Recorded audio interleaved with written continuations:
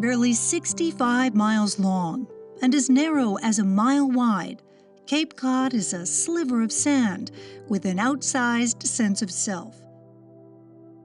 Personified by its geography, the Cape juts out into the Atlantic as a determined, flexed arm, as if to say, I'm here, and I'm different. And for the people who live on the Cape, their story and culture is shaped by a fiercely strong sense of place. The homes they built were quaint, the scale small, and all driven by nature and need. Well, I think what they saw here was the amazing fishing industry, shell industry, and farming industry. I mean, they had cranberries, they made salt, they shipped fish to the mainland. Fishing obviously was the big industry here.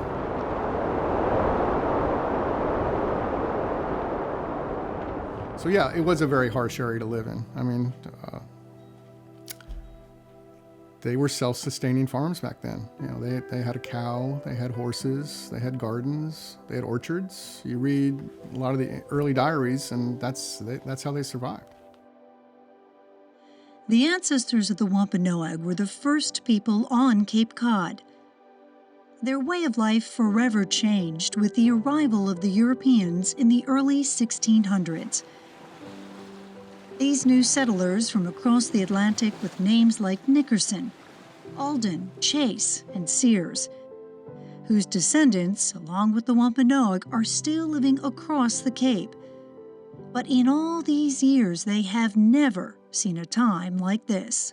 It hurts me to see our heritage and what we grew up with and the charm and the quietness of the Cape turn into these monster homes that are only used sometimes 2 weeks of the year.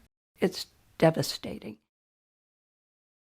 On the remote peninsula, the Europeans constructed simple and sturdy homes, suitably adapted to the harsh environment. The designs and building methods they used from England can be seen today. While other parts of the U.S. were changing rapidly, powered by immigrant labor and industrial might, the pace in life moved far more slowly on the Cape.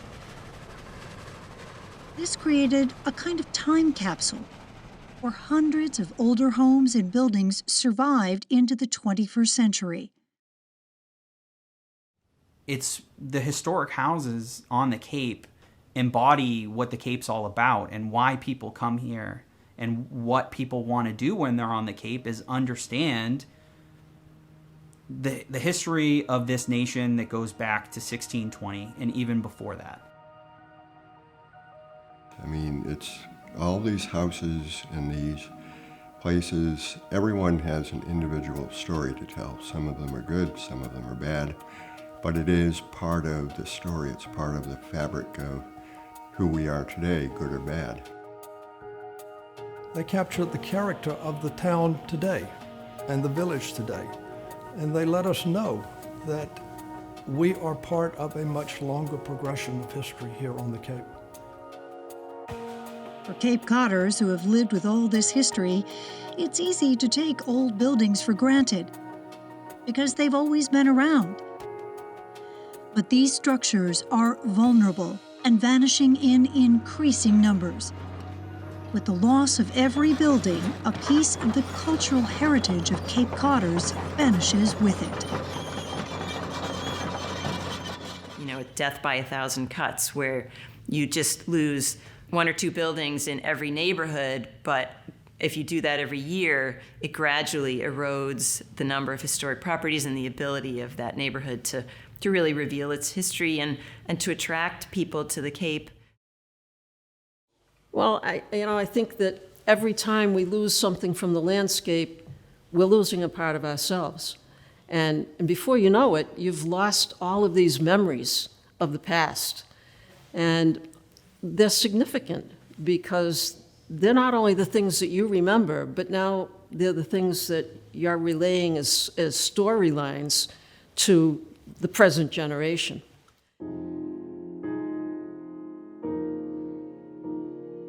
Cape Cod is only one of a handful of places where people live in and around the homes their ancestors built.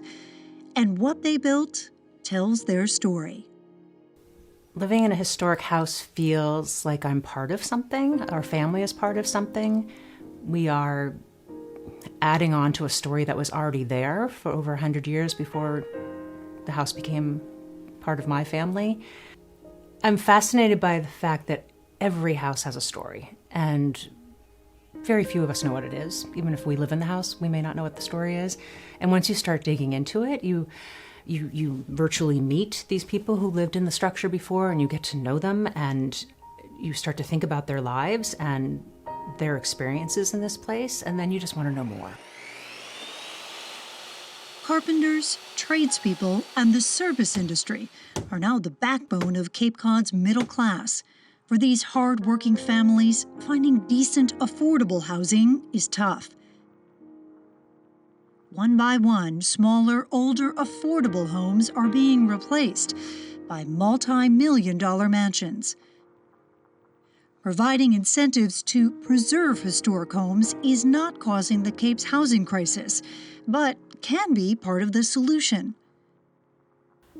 And you see them driving onto the Cape in the morning. It's a rush hour on the bridges and getting off the Cape because they can't afford to live here. At Protect Our Past, we are focused on solutions. And those solutions come from people who care.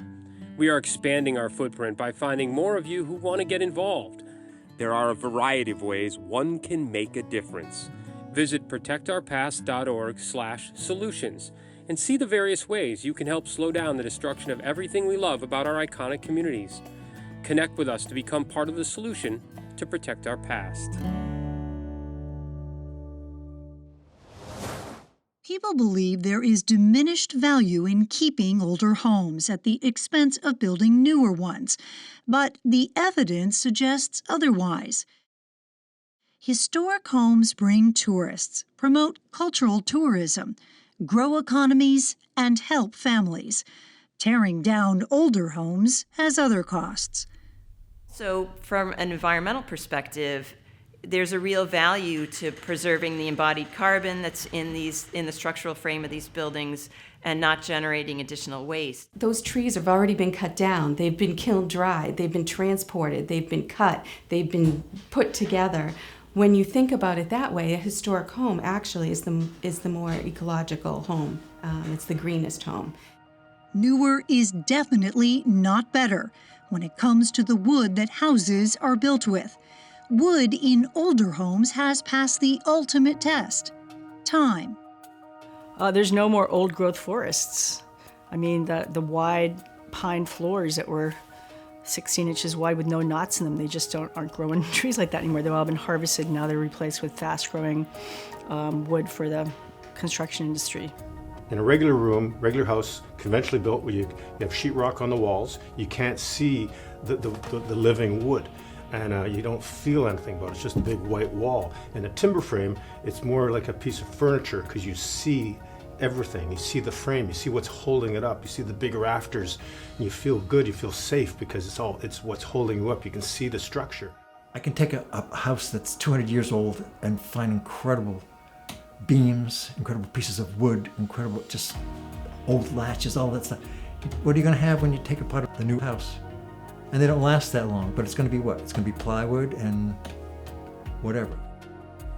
The Cape's history may rival Williamsburg or Charleston, but the similarity stops there.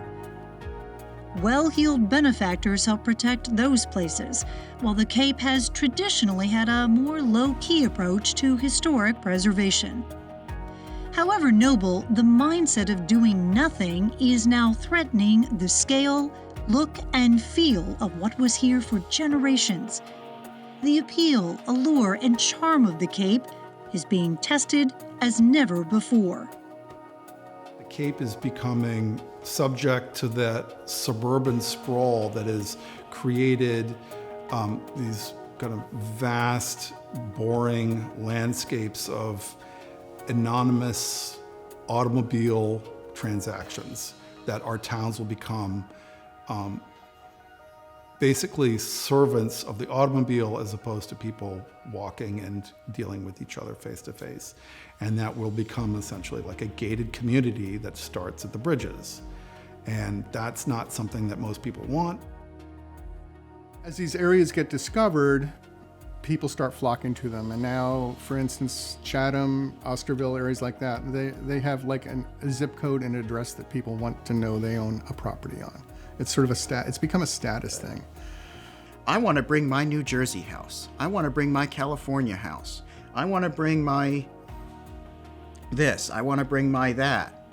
So they want to move to the Cape because they like the Cape. But what they don't realize is they're destroying the Cape by bringing their own form of living to the Cape. In Europe, people who live in historic houses understand that while they may own it on paper, they have a much greater responsibility to the history of that property. Why can't it be the same here? If you buy an old home on the Cape, whether it's 1880 or 1680, you're buying something that you're a caretaker, you're not an owner. Because our time here is limited, but the house has been here for anywhere from 100 to 300 years. Chronologically, of course, they're newer. I mean, we can't go to a 1,000-year-old cathedral in North America. We just can't do it. But that doesn't mean that the stuff that we have isn't of value. When you tear a house down today, you simply cannot rebuild it to look like an old house.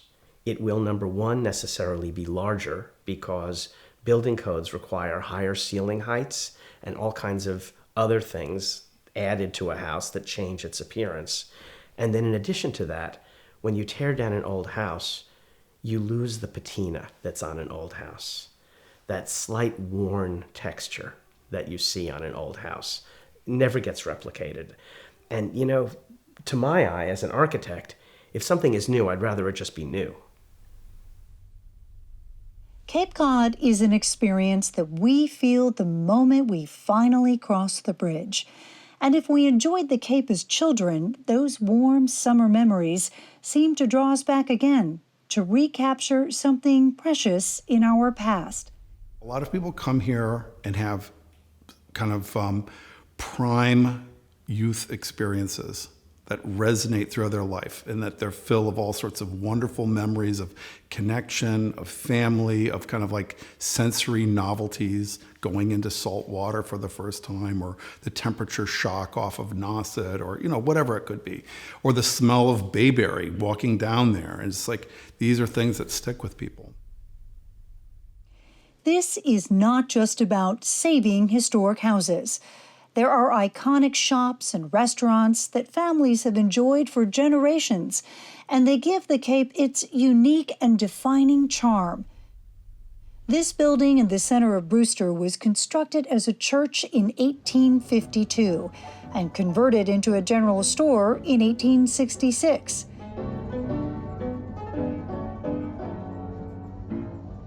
George Boyd and his wife Missy have owned the Brewster General Store since 1986. From the penny candy to the antique parlor stove, there are thousands of unique items that transport visitors to a different time. The moment you step onto the front porch, you experience something that has remained a quintessential example of what people love about Cape Cod. It is what we are, and that people come to us because that's what they want. And, you know, people will come and they'll come into the town, into the store, and sometimes you just see them relax. First of all, we're selling the past. You have a different feel when you come in here. The Nickelodeon's playing. Sometimes the peanut roaster is roasting. We still have the old wooden maple floors. And the old counters and all the old antiques. So you get that sense of it.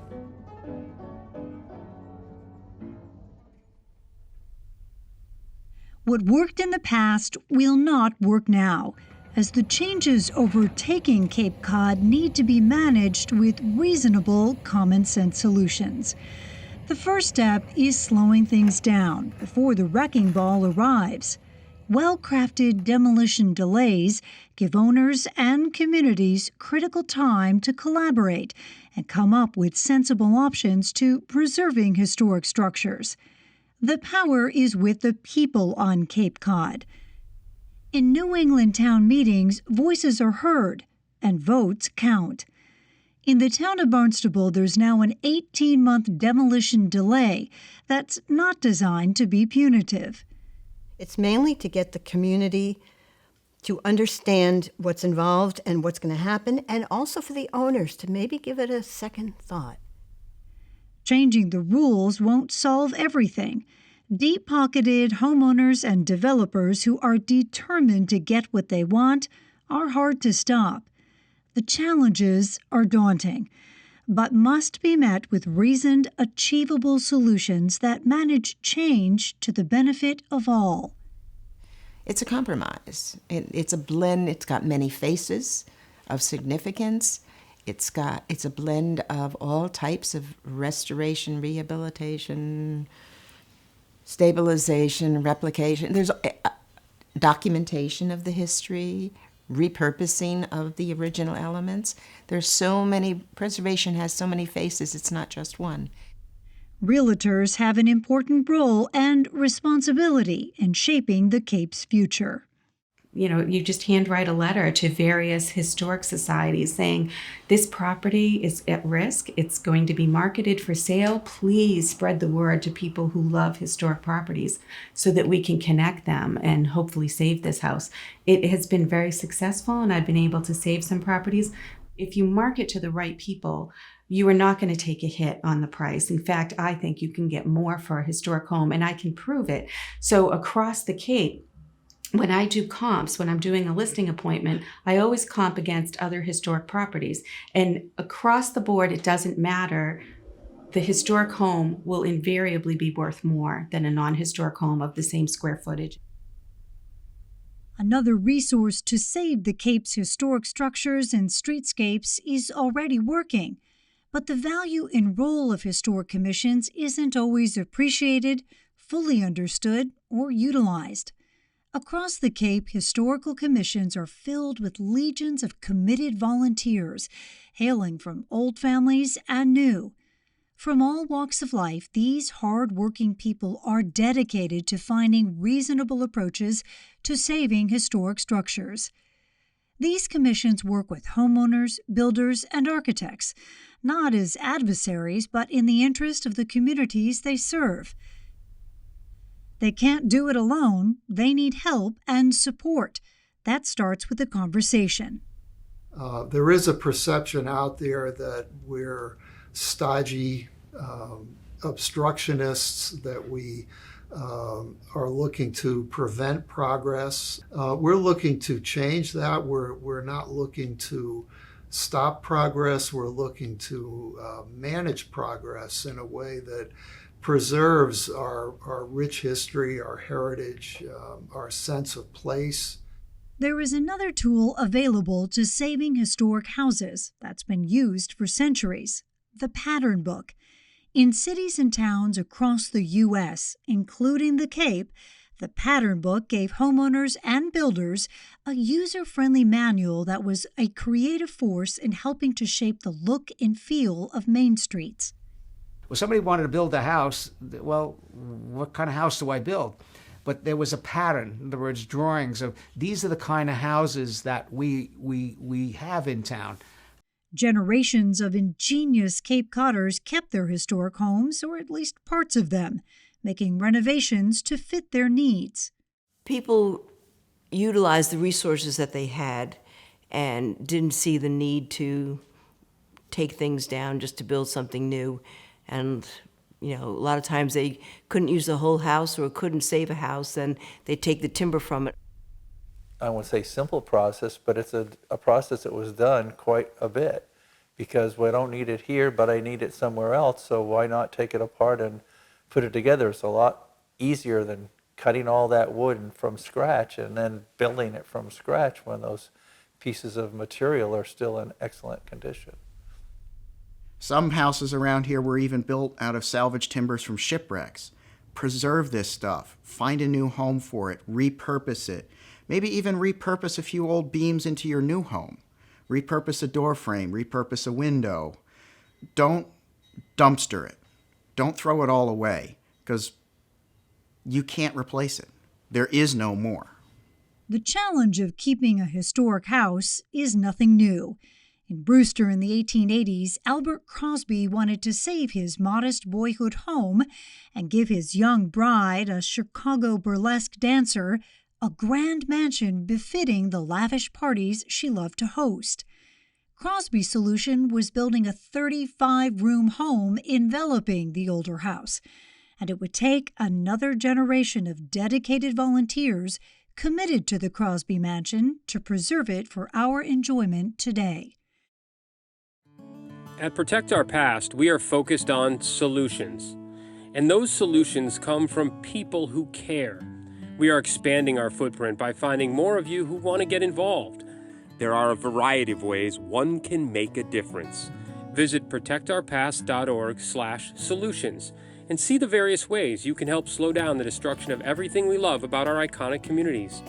Connect with us to become part of the solution to protect our past. The modernist movement in the early 20th century is an important part of Cape Cod history. By the Cape standard, these 80-year-old houses may not seem that old, but the Cape Cod Modern House Trust was created in Wellfleet because this is another important part of history that should be preserved.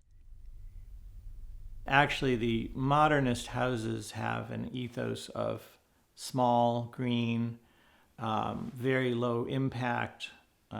They're very, very respectful of their sites. You have to give people context for who did it, why, what is part of this moment in history, and how does it tie into the story of the town and the cultural story of the country. So I'd say that's a very important part of it. You can't say, hey, here's a cool building, let's save it. These modernist masterpieces, some of which you can rent, are filled with stories about people who stayed in them. European artists, intellectuals, and architects escaping World War II were drawn to the Cape. Among them, luminaries like Walter Gropius, who designed the JFK Federal Building in Boston. Historic houses all over the Cape are filled with stories. These human stories, like the houses themselves, are hiding in plain sight. For generations, the Cape has attracted people from all walks of life, from artists to actors, business magnates to playwrights. How many people know that Helen Keller and her teacher Anne Sullivan spent time in Brewster? It's not only historic structures that need protecting, but the stories of the people who were inside also need to be told and preserved. In the 1970s, a group of concerned Falmouth residents joined forces to save historic Highfield Hall and Gardens. It's a classic example of adapt and reuse, as a historic mansion built in the 1800s was transformed into a cultural center, a treasure for the entire community. In the beginning, it was pennies makes dollars, and the community members were out on the corner of Main Street holding up signs trying to get people to donate to save Highfield Hall and Gardens and contribute whatever they could. It was grassroots, it was the entire community coming together, and it was a house that was restored to be used for the community. Some people committed to saving Highfield Hall tied themselves to trees to get noticed. Now, we don't need to go that far anymore. Another great option is to find a team of influencers. Form a committee as quickly as possible of people who both care about whatever building it is and have skill sets that can make something happen. I think the town is getting it, but we have all kinds of meetings we can stand up and make our case in. I think that's the more civil version of tying yourself to the tree. Saving Cape Cod means engaging old and especially younger people. those who care about the character and history of Cape Cod, and they do exist. So raising a family here, it's important to me that the kids know their roots, know the history of the area, and that's something as simple as taking them out on the weekends and showing them something that might be hidden in plain sight.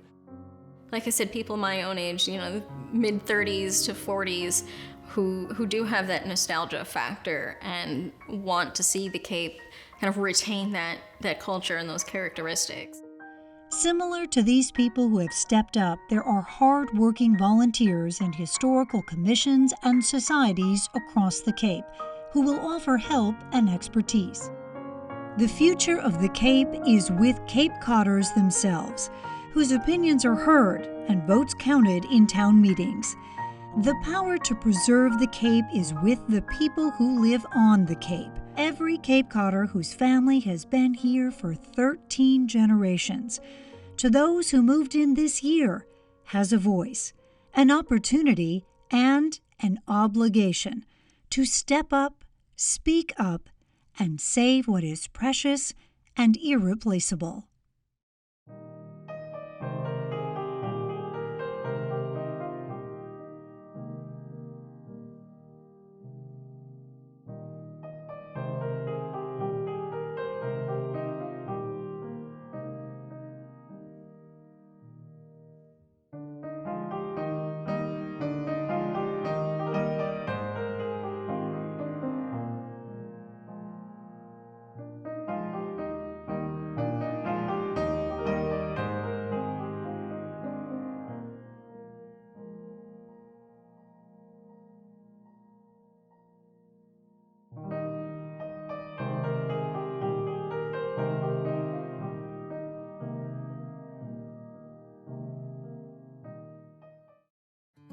At Protect Our Past, we are focused on solutions. And those solutions come from people who care.